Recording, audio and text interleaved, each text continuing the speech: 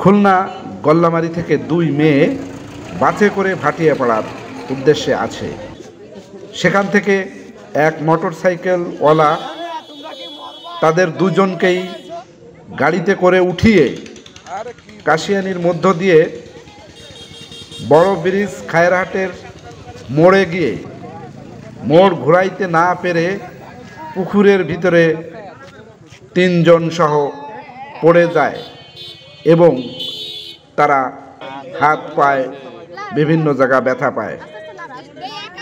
জানতে চাইলে motorcycle biker সে বলে, একজন আমার স্ত্রী আর একজন আমার শালী, কিন্তু তাদের কার্যকলাপে বোঝা গেল যে এরা কখনোই স্বামী স্ত্রী হতে পারে না।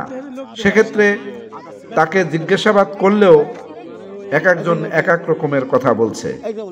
এই মেয়ে দুটোকে যারা চিনবেন, দেখবেন, দেখে রাখবেন।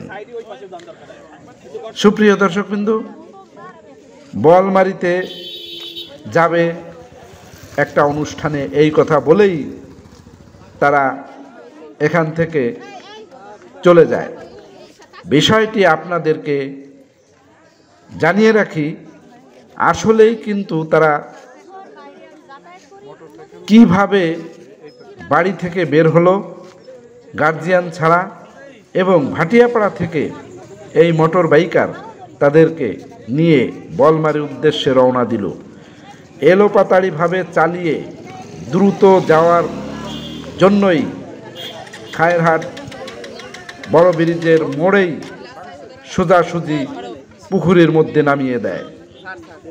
যে আসলে এরা স্বামী স্ত্রী কিনা এই মোটর বাইকারকেও চিনে রাখবেন। ধন্যবাদ।